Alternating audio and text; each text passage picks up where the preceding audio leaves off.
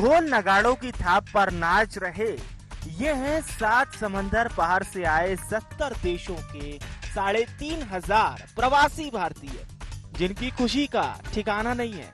खुशी है अपनों से मिलने की, उल्लास है मिले शाही सत्कार का, और जश्न है इस मेगा महासम्मेलन का। जी हाँ, कोरोना काल के बाद पहली बार 3 दिवसीय प्रवासी भारतीय सम्मेलन का आगाज रविवार को इंदौर में हुआ। सीएम शिवराज सिंह चौहान ने इसका उद्घाटन किया। प्रवासी सम्मेलन के दूसरे दिन प्रधानमंत्री नरेंद्र मोदी शामिल हुए। प्रवासी सम्मेलन में पीएम मोदी भी गदगद नजर आए। पीएम मोदी ने प्रवासी भारतीयों को देश की ताकत तो बताया ही, साथ ही इंदौर के भी कसीदे पढ़ते नजर आए। पीएम मोदी ने कहा कि आज दुनिया भारत को सुनती है। भारत में स्किल कैपिटल बनने का सामर्थ्य है। ये दुनिया के विकास का इंजन बन सकता है। इंदौर एक दौर है जो समय से आगे चलता है, फिर भी विरासत को समेटे रहता है। इंदौर पूरी दुनिया में लाजवाब है। यही वजह है कि लोग इंदौर को स्वच्छता के साथ स्वाद की भी राजधानी कहते हैं। लोग कहते हैं कि इंदौर एक शहर है, लेकिन मैं कहता हूं इंदौर एक दौर है। ये वो दौर है जो समय से आगे चलता है, फिर भी विरासत को समेटे रहता है। कि कुछ लोग इंदौर को स्वच्छता के साथ साथ स्वाद की राजधानी भी कहते हैं। हमारे इन प्रवासी भारतीयों के योगदान का विश्व आकलन करता है तो उसे सशक्त और समर्थ भारत, इसकी आवाज सुनाई देती है। सॉफ्टवेयर और डिजिटल टेक्नोलॉजी के क्षेत्र में हमारी ताकत दुनिया देख रही है। आप में से बहुत से लोग भी इसका बहुत बड़ा जरिया है। साथियों, आज भारत के पास न केवल दुनिया के नॉलेज सेंटर बनने का, बल्कि स्किल कैपिटल बनने का सामर्थ्य भी है। प्रवासी सम्मेलन में मुख्यमंत्री शिवराज सिंह चौहान ने कहा कि इंदौर ने अपने दिल के दरवाजे भी खोले हैं और अपने घरों के दरवाजे भी खोले हैं। आज भारत दुनिया को शांति और प्रेम का संदेश दे रहा है। सीएम शिवराज ने पीएम मोदी की भी जमकर तारीफ की। सीएम ने कहा कि भारत में 2 नरेंद्र हुए हैं। 100 साल पहले एक नरेंद्र स्वामी विवेकानंद जी थे, जिन्होंने भारत को विश्व गुरु बताया था। आज दूसरे नरेंद्र के नेतृत्व में यह कार्य हो रहा है। देश विश्व गुरु बनने की ओर अग्रसर है। मध्य प्रदेश और इंदौर ने भी कोई कसर नहीं छोड़ी है। अपने दिल के दरवाजे भी खोले हैं और अपने घरों के दरवाजे भी खोले हैं। एक नरेंद्र ने कहा था और दूसरे नरेंद्र के रूप में आज सचमुच में प्रधानमंत्री नरेंद्र भाई के नेतृत्व में ये हो रहा है। आज भारत दुनिया को शांति और प्रेम का संदेश दे रहा है। पश्चिमी देश और रूस से अगर कोई कह सकता है तो वो केवल नरेंद्र मोदी जी के युद्ध नहीं, शांति चाहिए। इधर प्रवासी भारतीय सम्मेलन का पूर्व सीएम कमलनाथ ने स्वागत तो किया, लेकिन साथ ही साथ कहा कि समिट से केवल विश्वास नहीं बढ़ता, समिट तो केवल इवेंट होता है। इसके साथ ही साथ उन्होंने बीते 18 सालों के निवेश को लेकर सवाल किए। 18 साल में क्या निवेश आया मध्य प्रदेश में, ये आंकड़े सब जानते हैं। ये गवर्नमेंट ऑफ इंडिया ने छापे हैं। इन्वेस्टर्स आए, निवेश आए, इसका मैं स्वागत करता हूँ, पर एक विश्वास जब तक उनमें ना हुए, सम्मेलन करने से विश्वास केवल नहीं बनता। समिट तो इवेंट होता है, पर निवेश तब आएगा जब जो इन्वेस्टर्स हैं उनको मध्य प्रदेश पर विश्वास हुए। कुल मिलाकर ये हफ्ता मध्य प्रदेश के लिए गोल्डन वीक से कम नहीं, क्योंकि इस हफ्ते देश में स्वच्छता में लगातार नंबर 1 शहर इंदौर में प्रवासी भारतीय सम्मेलन, फिर ग्लोबल इन्वेस्टर समिट होना है। ये मध्य प्रदेश के लिए बड़ी उपलब्धि से कम नहीं है। प्रवासी भारतीय सम्मेलन से देश विदेश में एमपी का डंका तो बजेगा ही, वहीं इन्वेस्टर समिट से युवाओं को रोजगार के अवसर मिलेंगे। अब देखना होगा कि सरकार की रोजगार, स्वरोजगार अर्थव्यवस्था से जुड़ी तमाम कवायदें क्या प्रदेश को पूर्णतः आत्मनिर्भर बना सकेगी, ये तो देखने वाली बात होगी। Bureau report, IND 24।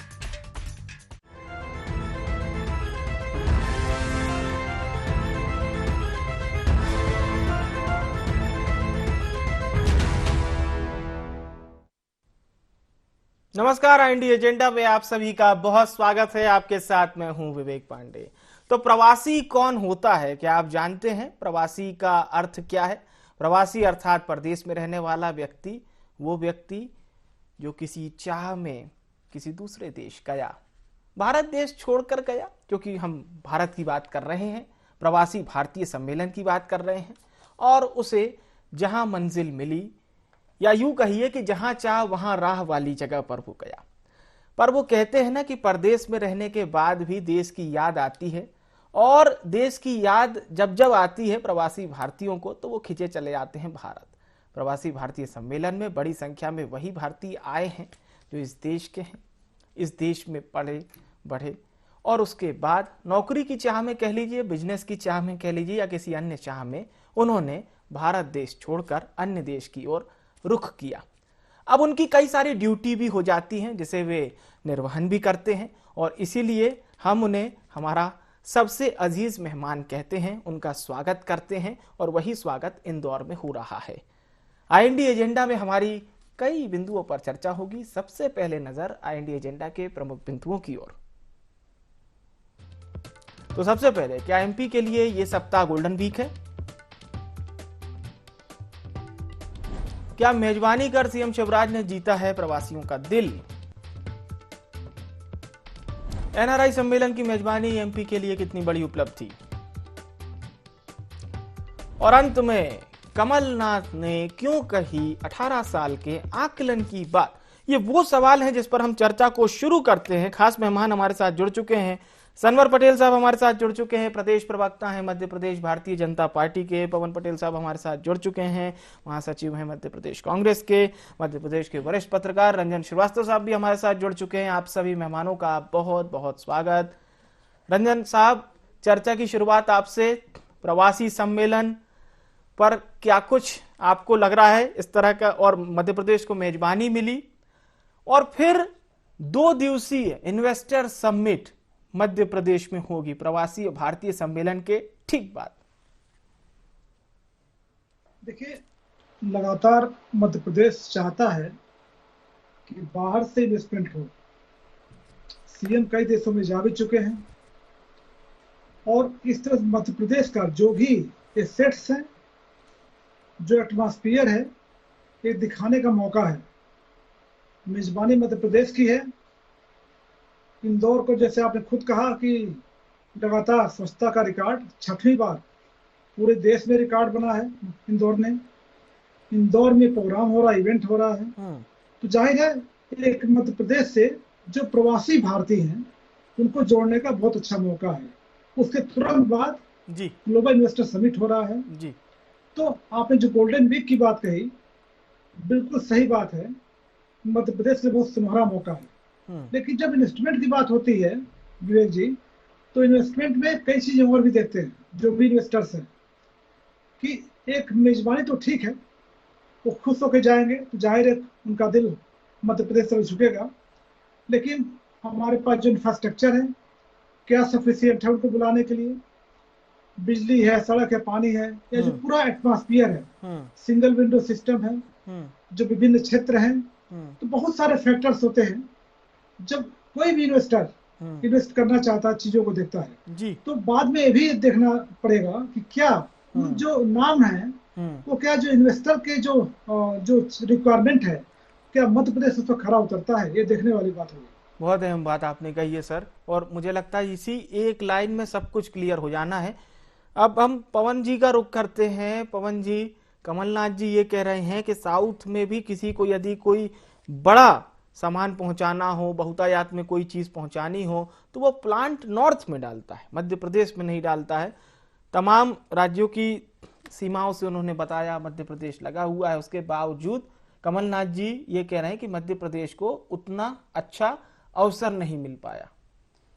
नहीं, देखिए कमलनाथ जी एकदम सही बात कर रहे हैं। उन्होंने देखा है, इस प्रदेश के और देश की जनता ने देखा है, इसलिए उस देखने अपने एक्सपीरियंस के हिसाब से कह रहे हैं। और सबसे पहले मैं आपके चैनल के माध्यम से बोल रहा हूं कि प्रवासी सम्मेलन जो मैं उसका स्वागत करता हूं और मैं चाहता हूं कि इन्वेस्टमेंट आए। मैं चाहता हूं कि बाहर से लोग उद्योगपति आए। ये मेरी पंच लाइन है, कोट करिए, क्योंकि अभी सनवर जी बोलेंगे आप ऐसा करेंगे ऐसा, मुझे पता है, मैं पहले से बता रहा हूं, उसका स्वागत करता हूं, ये भी है ना।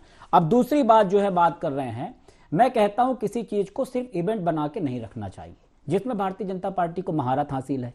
हम कहते हैं अतिथि देवो भवः का विज्ञापन देने बस से उस भावना पूरी तरह से चरितार्थ नहीं होती है, उसको हमें इंप्लीमेंट करना पड़ता है। हमें जब जितने लोगों को बुलाया जाता है उतना इंफ्रास्ट्रक्चर उसके हिसाब से रखना जाता है। कई चीजों में कमी बेसी हो सकती है, लेकिन जब अतिथि देवो भवः प्रवासी भारतीयों को हम बुला रहे हैं तो उनको बैठने की उतनी व्यवस्था करनी चाहिए, जो कि नहीं हुई। आज कई सारे अप्रवासी भारतीय जो थे, महिलाएं थी, उनको बैठने की जगह नहीं मिली। उन्होंने कई सारे, आप लोगों ने भी देखा होगा कि सोशल मीडिया की तरह से अपनी नाराजगी उन्होंने व्यक्त की। तो ये ऐसा नहीं होना चाहिए। ये मैं यहाँ का नागरिक हूं इसलिए बोल रहा हूं, ऐसा नहीं होना चाहिए।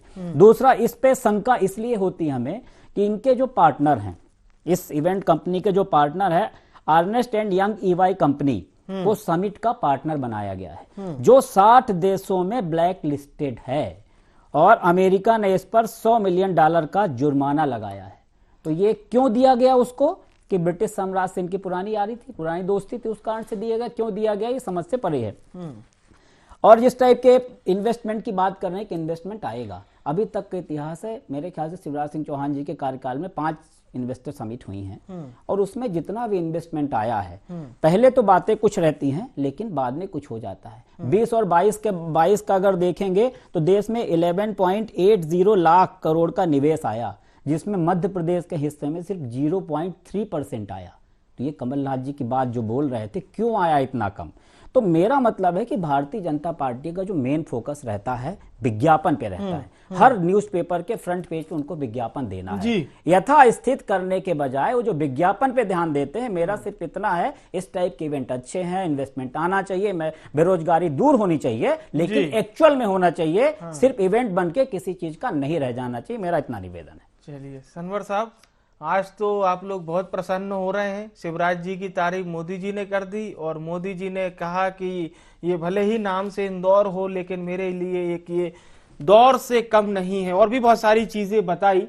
और फिर शिवराज जी ने तो नरेंद्र मोदी जी की तुलना बाल नरेंद्र यानी 100 साल पहले ले गए टाइम जोन में हमें, और बताया कि उन्होंने विकसित भारत का सपना देखा था जिसे आज के नरेंद्र पूरा कर रहे हैं।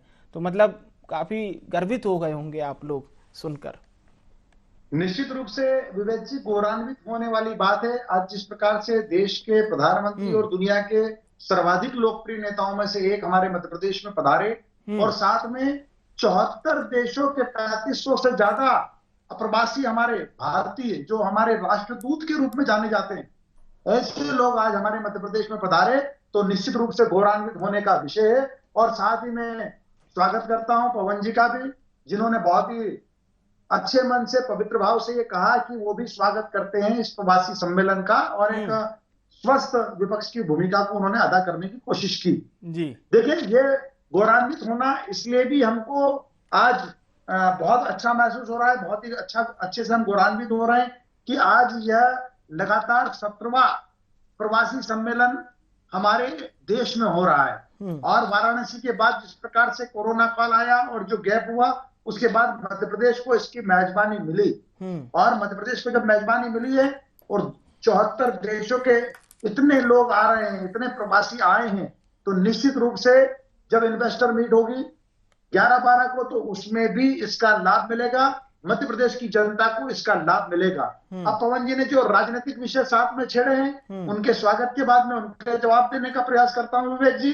कि देखिए, ये बात उन्होंने सही कही कि 5 इन्वेस्टर मीट हुई है, और मैं उनको बताना चाहता हूं कि 5 इन्वेस्टर मीटों के माध्यम से 2,22,004 करोड़ रुपया मध्य प्रदेश में इन्वेस्ट हुआ है, और उसके माध्यम से 2,91,835 ये जो पैसा है, इसके माध्यम से रोजगार मिलने का काम मध्य प्रदेश के लोगों का हुआ है। तो जब कोई इन्वेस्टर मीट होती है, जब जब कोई आप इस प्रकार का आयोजन करते हैं और उसके मुखिया शिवराज सिंह जी चौहान 12-12 घंटे खुद बैठकर इस बात की चिंता करते हैं कि हम उनकी मेजबानी ठीक से करें, आज हम उनके लिए पलक पावड़े बिछाकर तैयार रहें, कोई कमी ना हो, कोई पेशी ना हो और सीधे सीधे मध्य प्रदेश को इसका लाभ मिले, इसलिए हम आज गौरवान्वित हैं उन सब प्रवासी भाइयों को अपने प्रदेश में पाकर। ठीक है रंजन साहब, सुनने में अच्छा लगता है प्रवासी भारतीय भारत आए, भारत के प्रधानमंत्री, प्रदेश के मुख्यमंत्री और तमाम लोगों की उन्होंने खूब तारीफ की, लेकिन ये बात आपको भी पता है, ये बात हमें भी पता है कि वे हमारे यहाँ के बेस्ट थिंक टैंक थे जो अब भारत को सेवा नहीं दे पा रहे। हाँ, अर्थव्यवस्था में एक बढ़ोतरी वो कर रहे हैं, विदेशी मुद्रा आ रही है उनके माध्यम से और ये भी कहीं ना कहीं एक अच्छे हमारे अर्थव्यवस्था में भूमिका निभाती है। पर थोड़ा सा अगर हम इसके अतीत पे जाएं, अब इसमें किसी एक सरकार का योगदान नहीं होगा, क्योंकि अगर वो लोग भारत में ही वो सेवा दे रहे होते तो कहीं ना कहीं एक बेस्ट अपॉर्चुनिटी होती।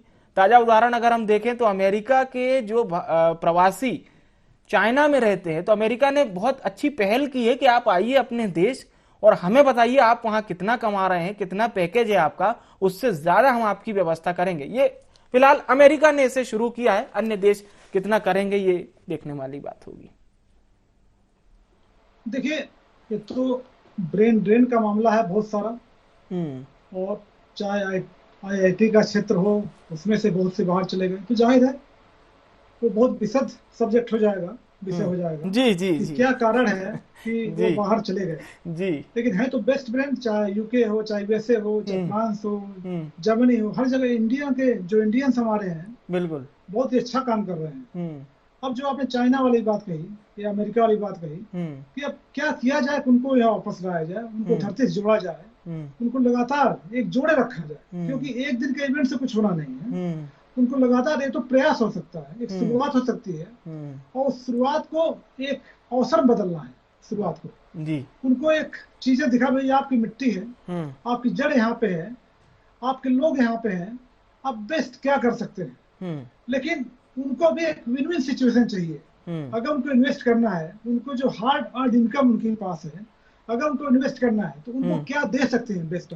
क्या कनेक्टिविटी एयर की है, अच्छी है, क्या रोड से यहाँ पे अच्छी है, क्या बिजली की सप्लाई अच्छी है, क्या लाइन ऑर्डर अच्छा है। तो अगर देखा जाए मध्य प्रदेश बहुत से पैरामीटर्स पे बहुत ऊपर है। देखा जाए लैंड ऑर्डर की बात है, लैंड अवेलेबिलिटी है, पीसफुल स्टेट है, लेकिन कनेक्टिविटी में मात खा जाते हैं देखा जाए। ठीक है, दूसरी बात पिछले 20 साल से सुन रहा हूँ, ज्यादा समय से, कि ये लॉजिस्टिक हब बनाना है मध्य प्रदेश को, क्योंकि नॉर्थ से साउथ चीजें जाती हैं, इससे वेस्ट जाता है, वेस्ट से ईस्ट जाता है।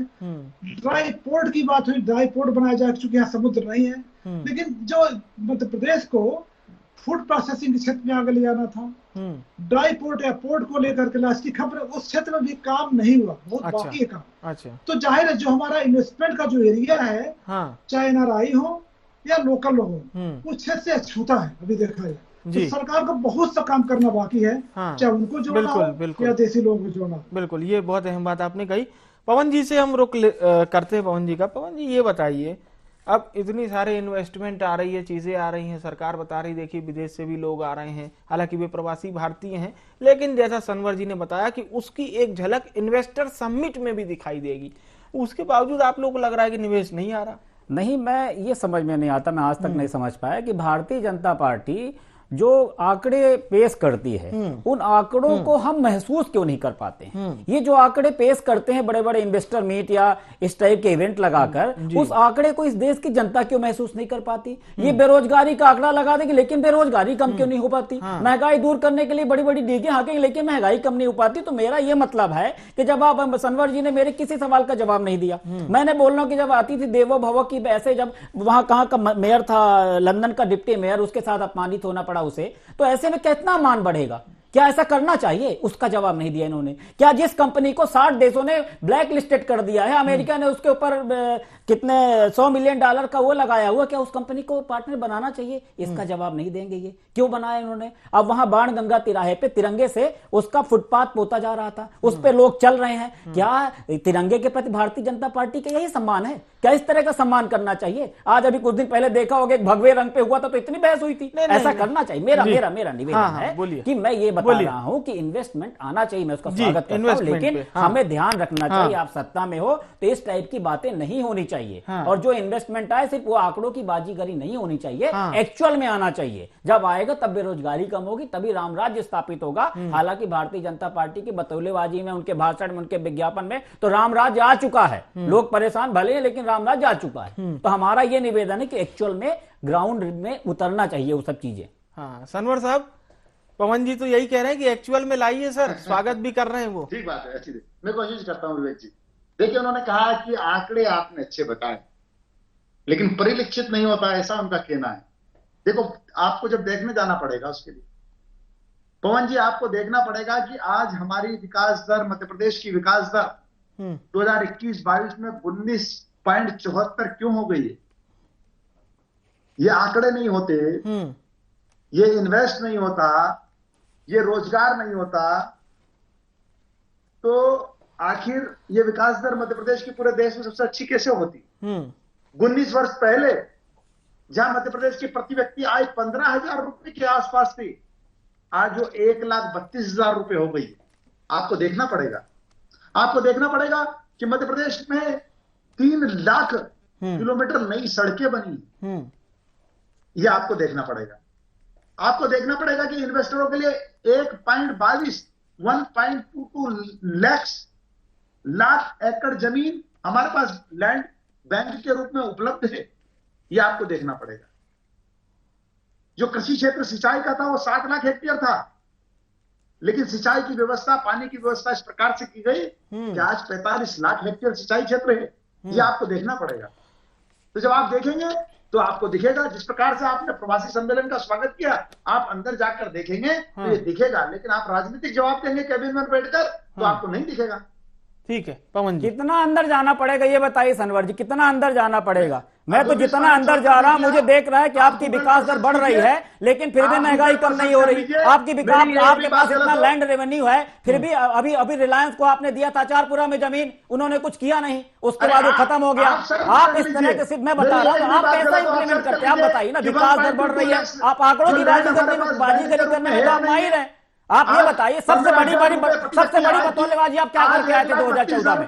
सबसे बड़ी बतौलेबाजी किए थे 2 करोड़ रोजगार हर साल देंगे, कहां रोजगार मिल रहा है? उसका जवाब नहीं देंगे आप। महंगाई का क्या था? शिवराज सिंह चौहान साइकिल चलाते थे जब 1 रुपए बढ़ता था, क्या हुआ? आप बताएं ना सनवर जी, आप मुद्दों से भटकाने की राजनीति करते हैं। हमने जितने प्रश्न पूछे उनका कोई जवाब नहीं दोगे आप, बस उनको घुमा के करोगे, घुमा के करोगे। ट्वीट करना आता है, में बैठकर। अरे हम तो पूछ रहे हैं, आप जवाब दीजिए ना। जवाब दे दिया। हर जिले में क्यों लोग बैठे हैं धरने पे? हर जिले में लोग क्यों बैठे हैं सैलरी के लिए? हर जिले में बेरोजगार क्यों बैठा है? आपने किसान सिंचाई बढ़ा दी, फिर किसान आत्महत्या क्यों कर रहा है? किसान को खाद क्यों नहीं मिल रही है? ये बिजली का बिल क्या रेट आ रहा है? उद्योगपति कैसे में इस प्रदेश में रहेंगे? 100 रुपए 100 यूनिट बिल आता था तो आप उसका विरोध करते थे। आज बिजली का क्या रेट है? आप हम बोल रहे ग्राउंड रियलिटी की बात करते हैं, जो आपने महसूस करा उस चीज को बात करिए। एक्सिस राज्यों में गिनती होती है बिजली के मामले में। ये भारतीय जनता पार्टी की सरकार है, ये सुशासन है। आप चलिए मेरे साथ एक दिन अपन दौरा करते हैं, देखते हैं। सनवर जी आप मेरे साथ चलिए, आम जनता से पूछते हैं। सनवर जी मेरा निवेदन है कि आप मेरे शहर में दे रहे हैं इसलिए कटौती हो रही है। सनवर जी आप मेरे साथ चलिए ना। सनवर जी सनवर जी आज हम एक्सिस की ओर है, ये भारतीय जनता पार्टी। सनवर जी मेरा निवेदन है कि आप मेरे साथ चलिए, अपन ग्राउंड पे चलते हैं। अब 500 आदमियों से पूछते हैं, अब फिर जवाब अपने आप आ जाएगा, समझ में आ जाएगा कि कितना मिला है, कितने बेरोजगार। चलिए हर सरकारी कार्यालय के सामने लोग धरने पे बैठे हैं, संविदा वाले धरने पे बैठे हैं, सैलरी नहीं मिल रही है, ओबीसी को स्कॉलरशिप नहीं मिल रही है, किसान को खाद नहीं मिल रही है। विषय पर हम बातचीत करने को तैयार है। फिलहाल आप प्रवासियों के स्वागत के लिए अतिथि देवो भव पर बात कर लीजिए। चलिए ठीक है, चर्चा बहुत गहन हो गई। बहुत बहुत धन्यवाद सनवर साहब, पवन पटेल जी, रंजन साहब, आप सभी मेहमानों का। हमारे साथ आपने चर्चा भी की और आंकड़ों के साथ अपनी बात रखी। प्रवासी भारतीय सम्मेलन और उसके बाद ग्लोबल इन्वेस्टर समिट, इसका लक्ष्य केवल और केवल यही है कि ग्लोबल इन्वेस्टर समिट के जरिए मध्य प्रदेश में ज्यादा से ज्यादा निवेश करवाया जाए। इन्वेस्ट जितना आएगा उतना ही फायदा मध्य प्रदेश के युवाओं को मिलेगा, स्थानीयों को मिलेगा। लेकिन कांग्रेस ये कह रही है कि आंकड़ों के नाम पर हेराफेरी मत कीजिए, जो मिल रहा है वही जनता को दिखाइए। जनता सब जानती है, ऐसा कांग्रेस कह रही है। इन्वेस्टर समिट के जरिए सरकार को कितना फायदा होगा, स्थानीयों को कितना फायदा मिलेगा, मध्य प्रदेश के युवाओं को कितना फायदा मिलेगा, इस पर हमारी नजरें बनी रहेंगी। IND एजेंडा में इतना ही। मुझे आर्य विवेक को दीजिए इजाजत। नमस्कार।